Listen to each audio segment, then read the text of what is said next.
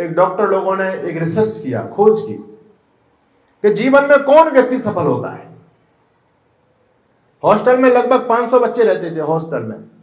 उन्होंने हॉस्टल में रहने वाले बच्चों पर रिसर्च किया और रिसर्च क्या किया, सार उन्होंने रिपोर्ट दी बहुत लंबे समय तक बच्चों के जीवनचर्या को देख करके और उन बच्चों के फिर भविष्य को देख करके कि हॉस्टल में रहने के बाद कौन बच्चा क्या बना, कैसा बच्चा कहां तक पहुंचा।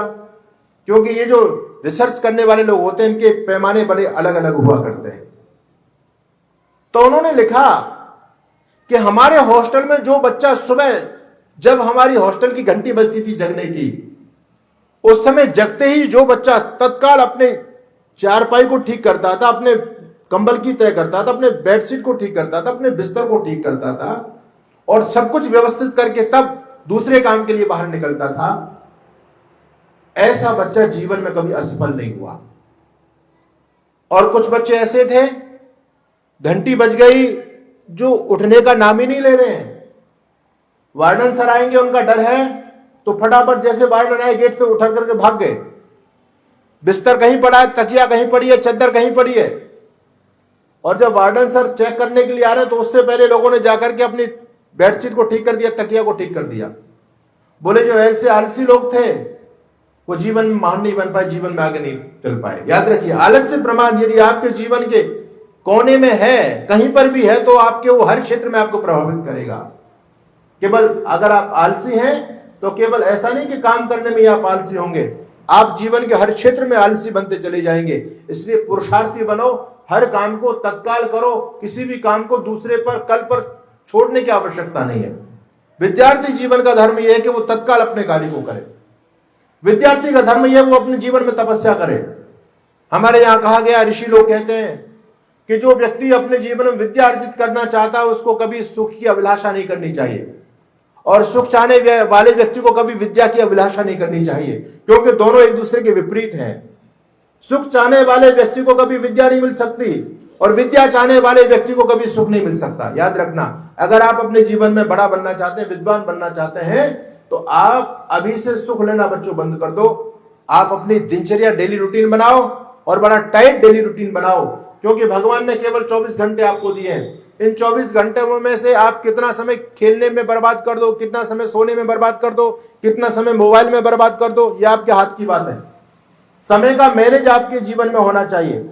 आप इस मोबाइल में 4 घंटे भी लगा सकते हो और मोबाइल में 1 घंटे में भी काम चला सकते हैं, और ना भी चलाएं तो कौन सा क्या हो रहा है।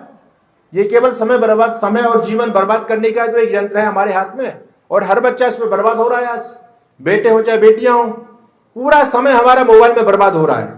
मोबाइल के चलते कितने बच्चों को कैरियर बर्बाद हो गया। तो ऋषि कहते हैं कि सबसे पहले अपना डेली रूटीन बनाओ बच्चों। सुबह से लेकर के सुबह जल्दी जगिएगा, सुबह जल्दी जग करके योग प्राणायाम व्यायाम ध्यान करो, गायत्री का जाप करो, और सुबह जल्दी जग करके अपनी दिनचर्या को फिनिश करते चले जाओ। सुबह जल्दी ही जगना, लेट मत जगना। आजकल एक गलत परंपरा समाज में चल गई है कि बच्चे रात को बहुत देर तक जगते हैं और सुबह बहुत देर तक सोते हैं। 6 बजे तक बच्चे सो रहे हैं, और मैं समझता हूं आप लोग भी 6 बजे सो करके जगते होंगे। और 6 बजे तो आप इसलिए जगते होंगे बच्चों, क्योंकि आपको 7 बजे से स्कूल का आना होगा। जिस दिन रविवार होता है, जिस दिन स्कूल की छुट्टी होती है, उस दिन पता चलेगा कि आप कितने बजे तक सो सकते हो। 8, 9, 10 बजे तक बच्चे सो रहे हैं। कहां से हमारा भला हो जाएगा? हमारी दिनचर्या खत्म हो रही है, हमारा खान पान बर्बाद हो रहा है। आज आहार में नहीं हो सकती। कंदमूल खाने वालों से मांसाहारी डरते थे, पौरुष जैसे वीर पुरुष को नमन सिकंदर करते थे। 16 वर्षों तक खूंखारी वन में जिनका धाम था, मन मंदिर में बसने वाला शाकाहारी राम था। भगवान श्री राम क्या कभी अंडे खाते थे, मुर्गा खाते थे, बकरा खाते थे? नहीं। जो ताकत शाकाहार में है वो ताकत कभी मांसाहार में नहीं हो सकती। याद रखिएगा, ये तो एक भ्रम है। हम लोगों का धर्म भ्रष्ट करना है लोगों को, इसलिए अंडे की महत्ता हमको बताई जा रही है। मिड डे मील में सरकारी स्कूलों में बच्चों को अंडे परोसे जा रहे हैं। क्या देश का भविष्य बर्बाद किया जा रहा है। बच्चों, आपके हरियाणा के बेटे और बेटियां खेल में सबसे नंबर 1 पे रहते हैं, अव्वल रहते हैं एकदम हमेशा। जितने गोल्ड मेडल हरियाणा के बच्चे लेके आते हैं, उतना भारत का और किसी प्रांत के बच्चे लेकर के नहीं आते। आप किसी भी बच्चे का इंटरव्यू जब हम देखते हैं जो वो गोल्ड मेडल लेकर के जीत करके आते हैं, तो पत्रकार उनसे पूछते हैं कि इतनी एनर्जी आपको कहां से प्राप्त होती है? आप दूसरे लोगों को जो है ना धूल चटा करके आ गए। आपकी दिनचर्या क्या है? आप खाते पीते क्या हो? आप अपनी डाइट में क्या लेते हो? आज तक किसी प्लेयर ने यह नहीं बताया कि हम अपनी डाइट में 2 मुर्गी के अंडे लेते हैं, किसी ने नहीं बताया। यहां तक वो सुशील पहलवान जो वर्ल्ड चैंपियन रहा, उसका इंटरव्यू आप पढ़िए, वो कहते हैं हम गाय का दूध पीते हैं, गाय का दही खाते हैं और गाय का घी खाते हैं। जो ताकत गाय के दही में, गाय के घी में, गाय की छाछ में है, दूध में है, वो ताकत कभी अंडे में नहीं होती बच्चों। शाकाहार में जो ताकत है वो कहीं नहीं। भगवान राम 14 वर्ष तक वन में रहे, लेकिन उन्होंने कभी नहीं खाया। चाहते तो खा सकते थे वो मांस पशु के ढेरों में, लेकिन उनको प्यार मिला शबरी के मीठे बेरों में। चक्र सुदर्शनधारी थे, दानव दल पर भारी थे, और मुरली से वश करने वाले गिरधर शाकाहारी थे। भगवान कृष्ण भी शाकाहारी थे। पर सेवा, पर प्रेम का परचम दुनिया में फहराया था, और निर्धन की कुटिया पर जाकर जिसने दीप जलाया था, स्वप्ने जिसने देखे थे मानवता के विस्तार के, और नानक जैसे महासंत थे वाचक शाकाहार के। नानक हमारी सिख परंपरा, वहां पर भी कोई मांसाहार नहीं, वहां पर भी कोई गंदगी की चीज नहीं खाता था। लेकिन अब आहार सबका भ्रष्ट होता चला जा रहा है। जब आहार भ्रष्ट हो जाएगा तो बच्चों विचार भी भ्रष्ट हो जाएंगे, क्योंकि आहार शुद्ध और सत्य शुद्धि। हमारे पूर्वज कहते थे जैसा खाओ अन्न वैसा होगा मन। तो हमारे मन का संबंध अन्न से है। आप जैसा खाओगे वैसे आपके विचारों का निर्माण होगा। आपका पवित्र आहार है तो आपके विचार पवित्र बनेंगे, और यदि आपका आहार गंदा है तो आपके विचार कभी पवित्र नहीं बन सकते। यही कारण है कि देश के लोगों का आहार विकृत हो गया, देश के लोगों की दिनचर्या विकृत हो गई। तो आज मेरे देश में ना 4 साल की बेटी सुरक्षित है, ना 40 साल की महिला सुरक्षित है। हम किस कदर हमारा पतन हो रहा है, आप इसका चिंतन कीजिए। इसलिए हमारे पूर्वजों का जो रास्ता था वेद का मार्ग, उस वेद के रास्ते पर चलो। बड़े लोगों का सम्मान करना सीखो, नैतिक मोरल वैल्यूज अपने जीवन में स्थापित करो, है ना। कभी किसी का अपमान मत करो। आप जो शिक्षा प्राप्त करे हुए शिक्षा का उद्देश्य समाज की सेवा जरूर करना। समाज सेवा ही शिक्षा का उद्देश्य है। शिक्षा का उद्देश्य होता है महामानव, मानव को महामानव बना देना, और महामानव जो होता है उसको समाज के लिए वो जीवन होता है, उसका अपने लिए नहीं होता। तो आप इन्हीं चीजों को अपने जीवन में लेकर के चलें। आपसे इस विद्यालय को बहुत बड़ी उम्मीद है। आपके अध्यापक, आपके माता पिता आपसे एक बहुत बड़ा स्वप्न लेकर के बैठे हुए हैं कि हमारे बच्चा हमारा नाम रोशन करेंगे। तो बेटे नाम रोशन जब भी होगा जब आप तब करोगे। भगवान कृष्ण कहते हैं गीता के अंदर, सुनो बात को ध्यान से, जिन कार्यों का आरंभ सुखदायक होता है उनका अंत दुखदायक होता है, और जिनका प्रारंभ जो ना सुख कष्टकारक होता है उनका अंत दुखदायक होता है। ये भगवान कृष्ण इस बात को कह रहे हैं। बात समझ में आई आपके? नहीं आई? अब मैं आपको सरल शब्दों में समझा रहा हूं। भगवान कहते हैं कि जिन कार्यों का प्रारंभ सुखदायक होता है उनका अंत बहुत दुखदायक होता है। बोलो, सुबह उठने में कष्ट होता है या नहीं होता? सुबह जल्दी उठने में होता है। हाँ तो बेटे अब कष्ट उठा लोगे तो जीवन में आनंद लोगे। प्रारंभ कष्टदायक है तो अंत बहुत सुखदायक होगा। विद्या पढ़ने में कष्ट होता है या नहीं होता? होता है। अब कष्ट उठा लोगे तो जीवन भर आनंद रहोगे। अच्छा, व्यायाम योग करने में कष्ट होता है या नहीं होता? होता है। अब कर लोगे, अब कष्ट उठा लोगे तो जीवन भर आनंद में रहोगे। बात समझ में आई? आगे भगवान कृष्ण कहते हैं जिनका आरंभ सुखदायक होता है उनका अंत बहुत दुखदायक होता है। सुबह देर तक सोने में मजा आता है या नहीं आता? आता है। अब मजा लेते रहेंगे तो जीवन में फिर कुछ नहीं रहेगा, अंत दुखदायक हो जाएगा। व्यायाम न करने में, बिस्तर पर पड़े पड़े रहने में बड़ा सुख मिलता है। अब यदि सुख लेते रहेंगे तो बाद में शरीर में तमाम रोग पैदा हो जाएंगे, स्वस्थ नहीं रह पाओगे। अब यदि विद्या न पढ़ने में बड़ा सुख है, बच्चा तो भागता है, माता पिता जबरदस्ती ठोक ठाक के स्कूल में लेके आते हैं। बहुत से बच्चे तो इससे ऐसे भी हो सकते हैं जो रो रो करके आते होंगे, अब तो बड़े हो गए, हम लोगों ने भी देखा है, हम भी उसी जो है ना अवस्था से निकले हैं।